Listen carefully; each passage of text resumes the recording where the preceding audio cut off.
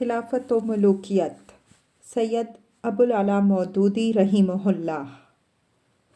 ادارہ ترجمان القرآن، لاہور۔ باب پنجم، خلافت و ملوکیت کا فرق۔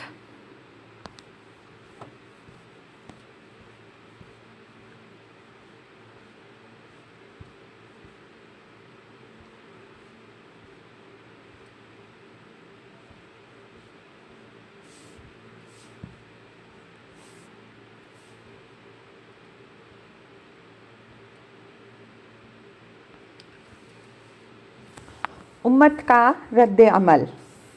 یہ ہے مختصر روداد ان تغیرات کی جو خلافت راشدہ کی جگہ ملوکیت کے آ جانے سے رونما ہوئے۔ اس سے اندازہ ہوتا ہے کہ امت اور اس کی رائے کو نظر انداز کر کے کسی شخص، خاندان یا گروہ کا اپنے اقتدار کے لیے کوشاں ہونا اور زبردستی اسے قائم کرنا کیا نتائج پیدا کرتا ہے۔ اس غلطی کی ابتدا کرتے وقت چاہے اسے یہ شعور بھی نہ ہو کہ اس کا اقدام یہ نتائج پیدا کرے گا، اور اس کی نیت ہرگز یہ نہ ہو کہ یہ نتائج اس سے برآمد ہوں، لیکن بہرحال یہ اس کے فطری نتائج ہیں جو رونما ہو کر رہتے ہیں۔ لیکن یہ خیال کرنا سخت غلط ہوگا کہ ان سیاسی تغیرات نے سرے سے اسلامی نظام زندگی ہی کا خاتمہ کر دیا۔ بعض لوگ بڑے سطحی انداز میں تاریخ کا مطالعہ کر کے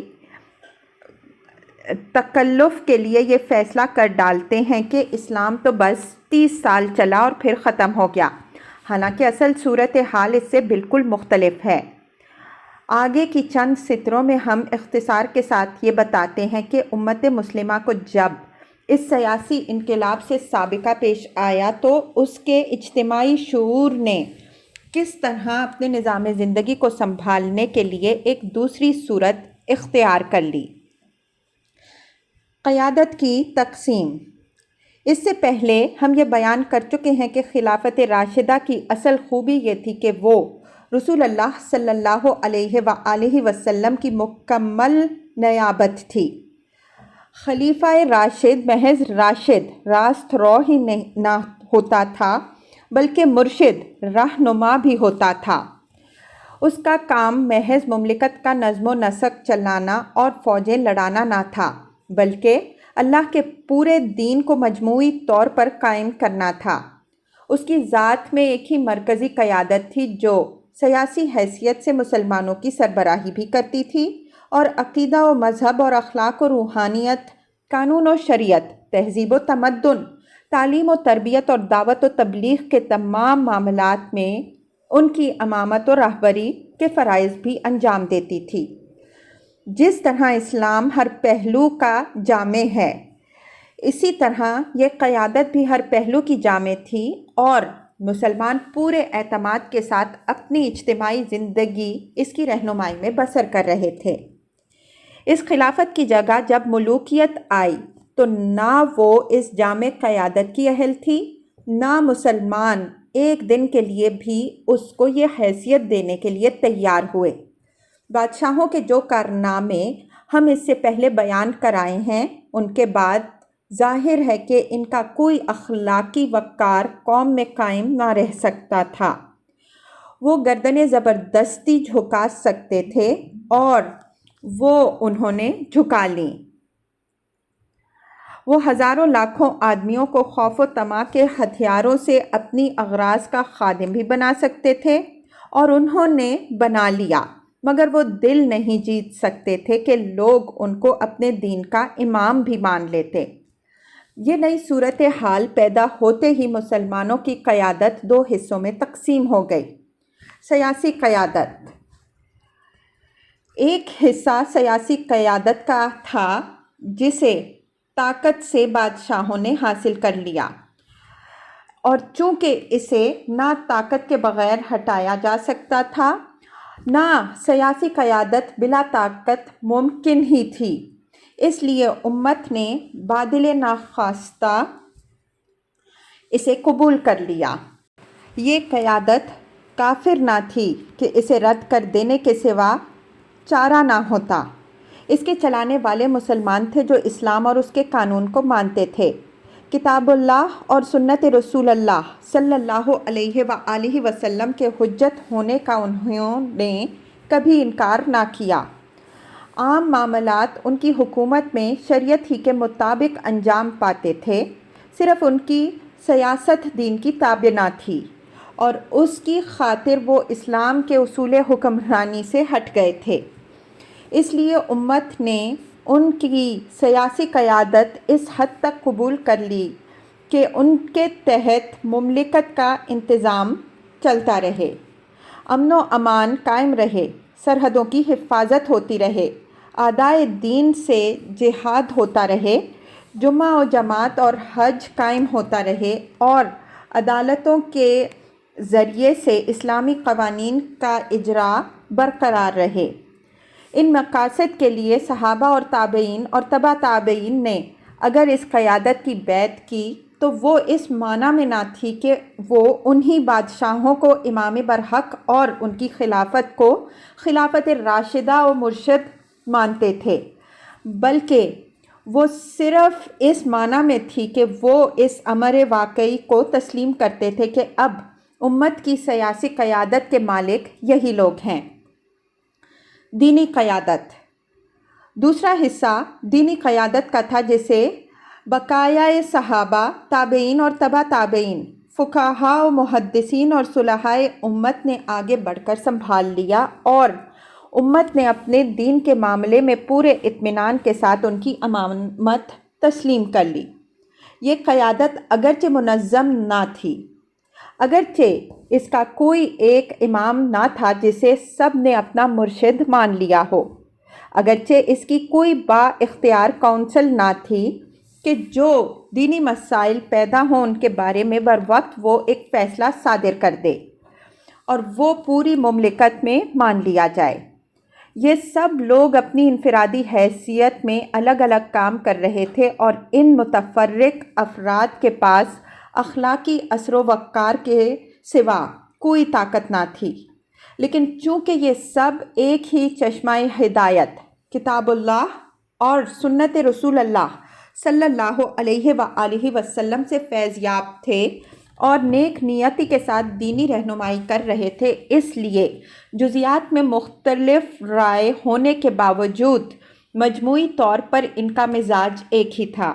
اور دنیائے اسلام کے گوشے گوشے میں پراگندہ ہونے کے باوجود ان کا پورا گروہ مسلمانوں کو ایک ہی فکری و اخلاقی قیادت فراہم کر رہا تھا۔ دونوں قیادتوں کا باہمی تعلق۔ ان دونوں قسم کی قیادتوں میں تعاون کم اور تصادم یا کم از کم عدم تعاون زیادہ رہا۔ سیاسی قیادت نے دینی قیادت کو اس کے فرائض انجام دینے میں بہت کم مدد دی، اور جتنی مدد وہ دے سکتی تھی دینی قیادت نے اس سے بھی کم اسے قبول کیا، کیونکہ اس مدد کے بدلے میں جو قیمت اسے سیاسی قیادت کو ادا کرنی پڑتی اسے ادا کرنے کے لیے اس کا ایمان و ضمیر تیار نہ تھا۔ پھر خود امت کا حال بھی یہ تھا کہ دینی قیادت کے لوگوں میں سے جو بھی سلاطین کے قریب گیا اور جس نے بھی کوئی وظیفہ ان سے قبول کر لیا، وہ مشکل ہی سے قوم میں اپنا اعتماد برقرار رکھ سکا۔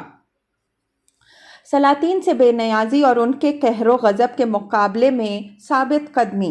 مسلمانوں کے اندر دینی قیادت کی اہلیت کا معیار بن گئی۔ اس معیار سے ہٹ کر اگر کوئی اللہ کا بندہ چلا تو قوم بڑی کڑی نگاہوں سے اس کا جائزہ لیتی رہی، اور اس کی بزرگی کو اس نے صرف اس وقت تسلیم کیا جب سلطان کے قریب جا کر بھی اس نے دین کے معاملہ میں کوئی مصالحت نہ کی۔ عام مسلمان تو درکنار، خود وہ لوگ بھی جو سیاسی قیادت کے ہاتھ بک چکے تھے، اس بات کو برداشت کرنے کے لیے تیار نہ تھے کہ دین کا امام و پیشوا کسی ایسے شخص کو مان لیں جو انہی کی طرح بک جانے والا ہو یا طاقت سے دب کر احکام دین میں تحریف کرنے لگے۔ اسی طرح پہلی صدی ہجری کے وسط سے ہی دینی قیادت کا راستہ سیاسی قیادت کے راستے سے الگ ہو چکا تھا۔ علماء امت نے تفسیر، حدیث، فقہ اور دوسرے علوم دینیہ کی تدوین اور درس و افتاح کا جتنا کام کیا، حکومت سے آزاد رہ کر اس کی مدد کے بغیر، بلکہ بارہا اس کی مذمت کے باوجود اور اس کی بے جا مداخلتوں کا سخت مقابلہ کرتے ہوئے کیا۔ صلحائے امت نے مسلمانوں کے ذہن اور ان کے اخلاق و کردار کی تربیت و تہذیب کے لیے جو کام کیا، وہ بھی سیاسی قیادت سے پوری طرح غیر متاثر رہا، اور اسلام کی اشاعت بھی زیادہ تر انہی بزرگوں کی بدولت ہوئی۔ سلاطین نے زیادہ تر صرف یہ خدمت انجام دی کہ ممالک فتح کر کے کروڑوں انسانوں کو اسلام کے دائرۂ اثر میں لے آئے۔ اس کے بعد ان کروڑوں انسانوں کا دائرۂ ایمان میں داخل ہو جانا بادشاہوں کی سیاست کا نہیں، بلکہ صالحین امت کے پاکیزہ کردار کا کرشمہ تھا۔ اسلام کا اصل منشا۔ لیکن یہ ظاہر ہے کہ اسلام کا منشا قیادت کی اس تقسیم سے پورا نہیں ہوتا۔ سیاسی قیادت سے الگ ہو کر دینی قیادت نے اسلامی اقدار کے تحفظ کے لیے جو بیش بہا خدمات انجام دیں، وہ بلا شبہ نہایت قابل قدر ہیں۔ آج یہ انہی خدمات کا نتیجہ ہے کہ دنیا میں اسلام زندہ ہے اور امت مسلمہ اپنے دین کو اس کے صحیح خد و خال میں دیکھ رہی ہے۔ مگر اسلام کا ٹھیک منشا تو اسی صورت میں پورا ہو سکتا ہے جبکہ اس امت کو ایک ایسی قیادت میسر ہو جو خلافت راشدہ کی طرح بیک وقت دینی قیادت بھی ہو اور سیاسی قیادت بھی، جس کا سیاسی اقتدار اپنے تمام ذرائع و وسائل نہ صرف دین کے مقاصد کی تکمیل میں صرف کرے، بلکہ اس اقتدار کا اصل مقصد دین ہی کے مقاصد کی تکمیل ہو۔ یہ صورتحال اگر 1.5-2 صدی میں بھی باقی رہ گئی ہوتی تو شاید دنیا میں کفر باقی نہ رہتا، یا اگر رہ بھی جاتا تو کبھی سر اٹھانے کے قابل نہ ہوتا۔ باب ششم، مسلمانوں میں مذہبی اختلافات کی ابتدا اور اس کے اسباب۔ خلافت راشدہ کا زوال جن حالات میں اور جن اسباب سے ہوا، ان کے نتائج میں سے ایک اہم نتیجہ یہ بھی تھا کہ امت مسلمہ کے اندر مذہبی اختلافات رونما ہو گئے۔ پھر ان اختلافات کو جس چیز نے جمنے اور مستقل فرقوں کی بنیاد بننے کا موقع دے دیا، وہ بھی اس کے سوا کچھ نہ تھی کہ نظام خلافت اپنی اصلی شکل پر قائم نہ رہا تھا، کیونکہ ملوکیت کے نظام میں سرے سے کوئی ایسا با اختیار اور معتمد علیہ ادارہ موجود ہی نہ تھا جو اختلافات کے پیدا ہو جانے کی صورت میں ان کو بروقت صحیح طریقے سے حل کر دیتا۔ ابتدا اس فتنے کی بھی بظاہر کچھ بہت زیادہ خطرناک نہ تھی، صرف ایک شورش تھی جو بعض سیاسی اور انتظامی شکایات کی بنا پر سیدنا عثمان رضی اللہ عنہ کے خلاف ان کے آخری دور میں اٹھ کھڑی ہوئی تھی۔ اس کی پشت پر نہ کوئی نظریہ اور فلسفہ تھا، نہ کوئی مذہبی عقیدہ، مگر جب اس کے نتیجے میں جناب رضی اللہ عنہ کی شہادت واقع ہو گئی اور حضرت علی رضی اللہ عنہ کے عہد خلافت میں نزاعات کے طوفان نے ایک زبردست خانہ جنگی کی صورت اختیار کر لی، اور جنگ جمل اور جنگ صفین، قضیہ تحکیم اور جنگ نہروان کے واقعات پے در پے پیش آتے چلے گئے تو ذہنوں میں یہ سوالات ابھرنے اور جگہ جگہ موضوع بحث بننے لگے کہ ان لڑائیوں میں حق پر کون ہے اور کیوں ہے، باطل پر کون ہے اور اس کے برسر باطل ہونے کے وجوہ کیا ہیں۔ کسی کے نزدیک اگر فریقین باطل پر یا حق پر ہیں تو وہ کس بنا پر یہ رائے رکھتا ہے، اور کوئی اگر فریقین کے معاملے میں سکوت یا غیر جانبداری اختیار کرتا ہے تو اس کے پاس اپنی اس روش کے لیے کیا دلیل ہے۔ ان سوالات کے نتیجے میں چند قطعی اور واضح نظریات پیدا ہوئے جو اپنی اصل کے لحاظ سے خالص سیاسی تھے، مگر بعد میں ہر نظریے کے حامی گروہ کو بتدریج اپنا موقف مضبوط کرنے کے لیے کچھ نہ کچھ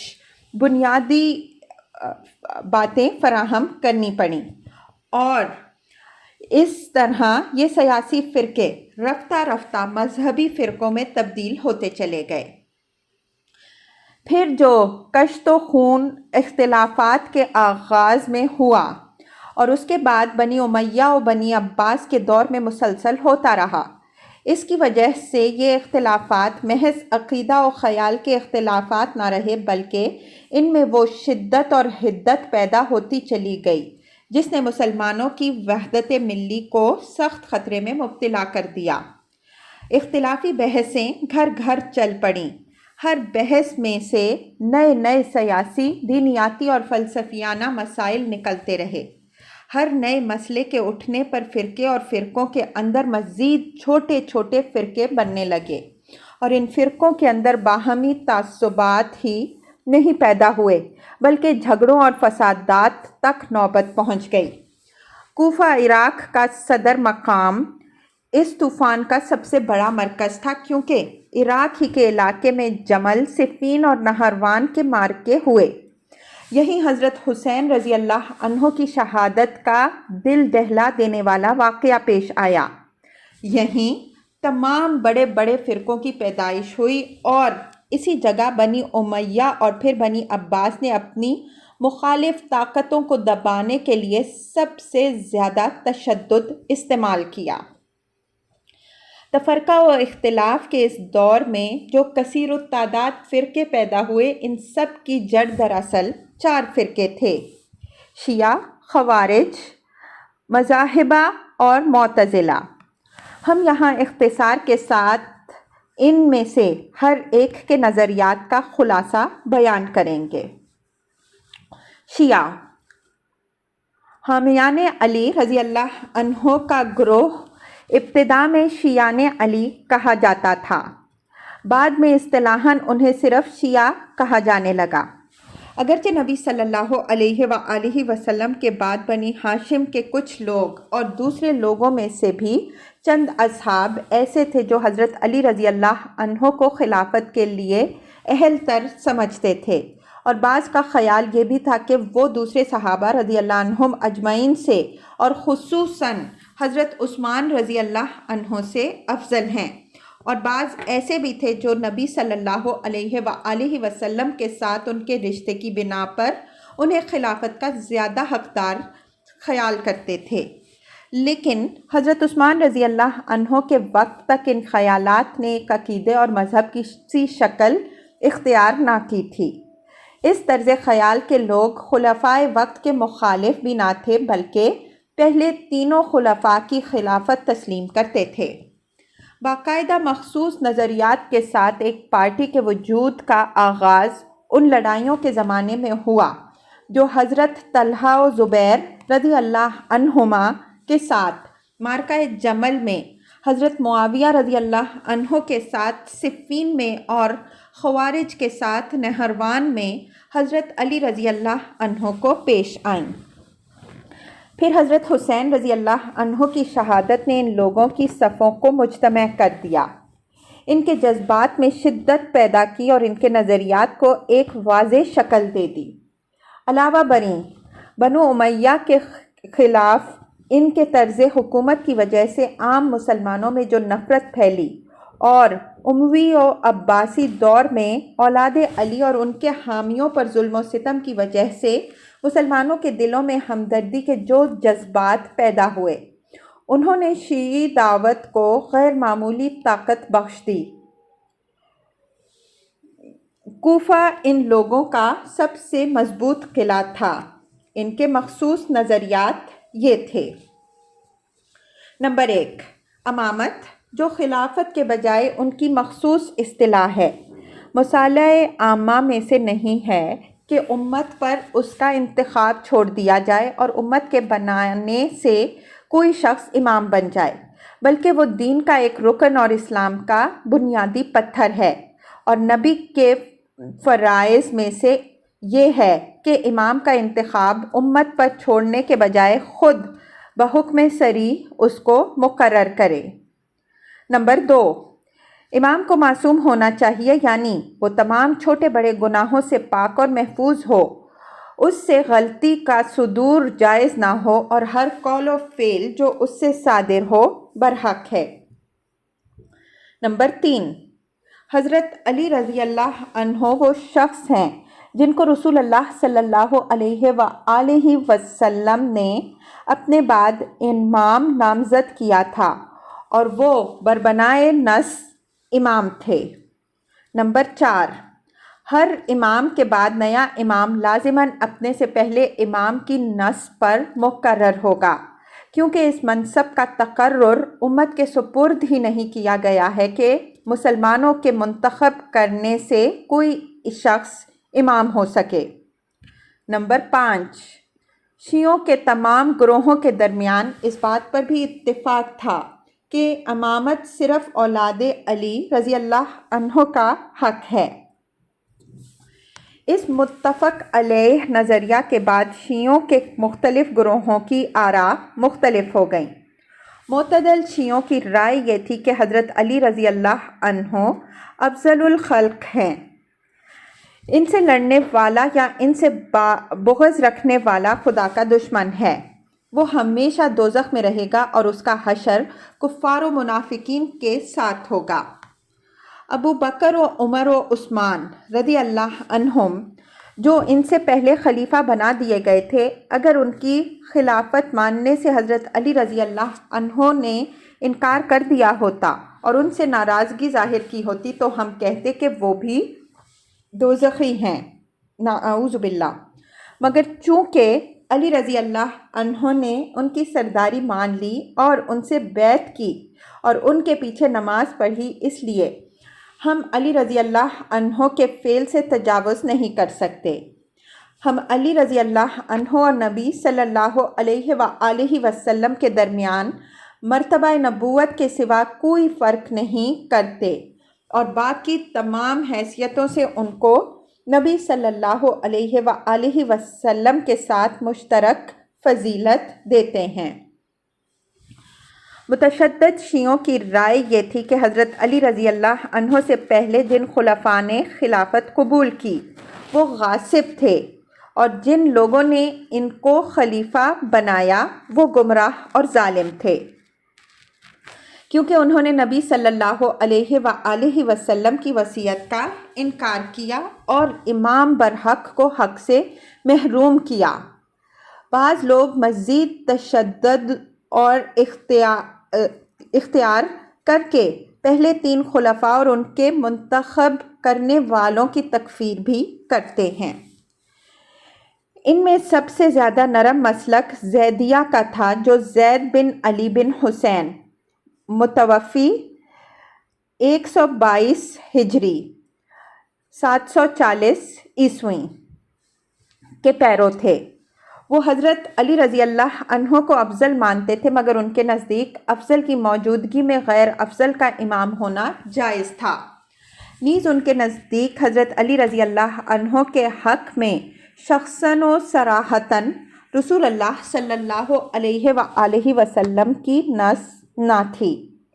اس وجہ سے وہ حضرت ابو بکر صدیق رضی اللہ عنہ اور حضرت عمر رضی اللہ عنہ کی خلافت تسلیم کرتے تھے۔ تاہم ان کی رائے یہ تھی کہ امام اولاد فاطمہ رضی اللہ عنہا میں سے کوئی اہل شخص ہونا چاہیے، بشرطے کہ وہ سلاطین کے مقابلے میں امامت کا دعویٰ لے کر اٹھے اور اس کا مطالبہ کرے۔ خوارج شیعوں کے بالکل برعکس دوسرا گروہ خوارج کا تھا۔ یہ گروہ جنگ صفین کے زمانے میں اس وقت پیدا ہوا جب حضرت علی رضی اللہ عنہ اور معاویہ رضی اللہ عنہ اپنے اختلافات کا تسویہ کرنے کے لیے 2 آدمیوں کو حکم مقرر کرنے پر راضی ہو گئے۔ اس وقت تک یہ لوگ حضرت علی رضی اللہ عنہ کے حامیوں میں سے تھے، مگر تحکیم پر یہ اچانک بگڑ گئے اور انہوں نے کہا کہ خدا کے بجائے انسانوں کو فیصلہ کرنے والا مان کر آپ کافر ہو گئے۔ اس کے بعد یہ اپنے نظریات میں دور سے دور نکلتے چلے گئے، اور چونکہ ان کے مزاج میں انتہائی تشدد تھا، نیز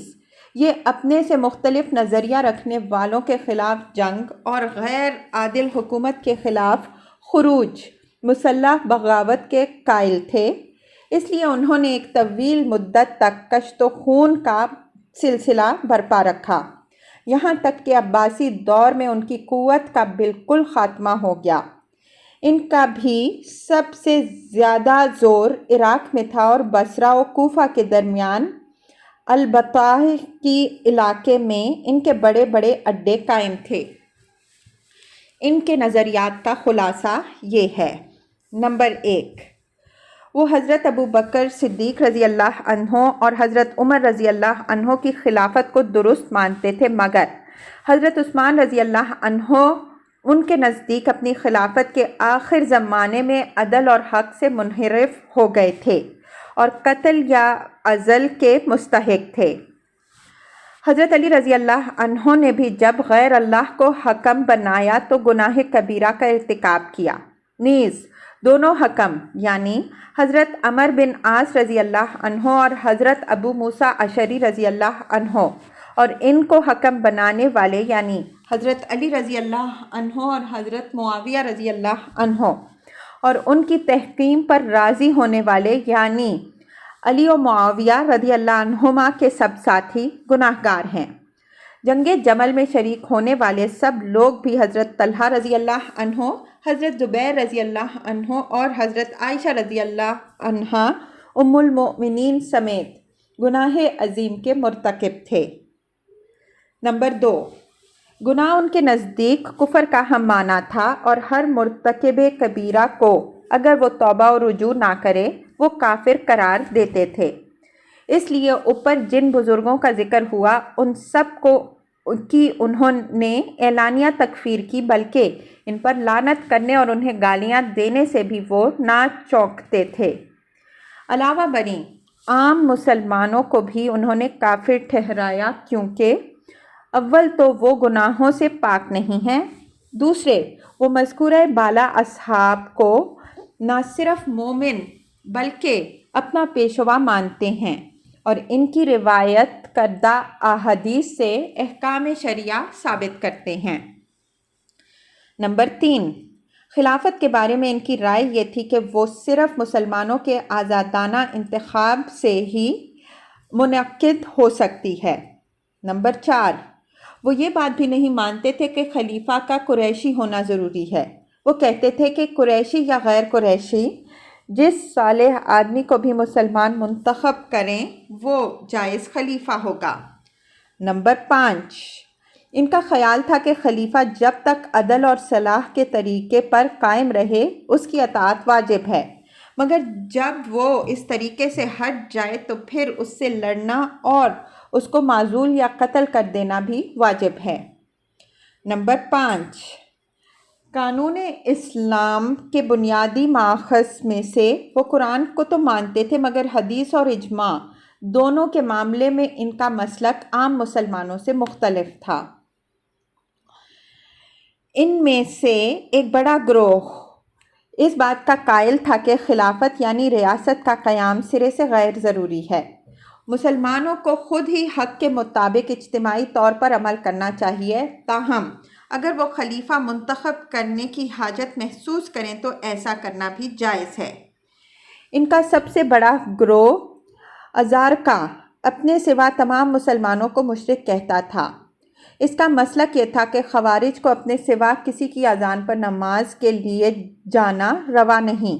نہ کسی دوسرے کا ذبیحہ حلال ہے، نہ کسی دوسرے سے شادی بیاہ کا تعلق جائز ہے، نہ خارجی و غیر خارجی ایک دوسرے کے وارث ہو سکتے ہیں۔ وہ دوسرے تمام مسلمانوں کے خلاف جہاد کو فرض عین سمجھتے تھے، ان کی عورتوں اور بچوں کو قتل کرنا اور ان کے مال لوٹ لینا مباح جانتے تھے، اور خود اپنے گروہ کے ان لوگوں کو بھی کافر قرار دیتے تھے جو اس جہاد کے لیے نہ نکلیں۔ وہ اپنے مخالفین کے ساتھ خیانت تک کو حلال سمجھتے تھے۔ ان کے تشدد کا حال یہ تھا کہ غیر مسلموں کو ان کے ہاں مسلمان کی بنسبت زیادہ امان نصیب تھی۔ ان کا سب سے زیادہ نرم گروہ عبادیہ تھا، جو عام مسلمانوں کو کافر تو قرار دیتا تھا مگر مشرک کہنے سے اجتناب کرتا تھا۔ ان لوگوں کا قول تھا کہ یہ غیر مومن ہیں۔ وہ ان کی شہادت قبول کرتے تھے، ان سے شادی بیاہ اور توارث جائز رکھتے تھے، اور ان کے علاقے کو دارالکفر یا دارالحرب نہیں بلکہ دار توحید کہتے تھے۔ البتہ حکومت کے مراکز کو وہ اس سے مستثنیٰ رکھتے تھے۔ مسلمانوں پر چھپ کر حملہ کرنا ان کے نزدیک ناجائز تھا، البتہ اعلانیہ لڑنا وہ صحیح سمجھتے تھے۔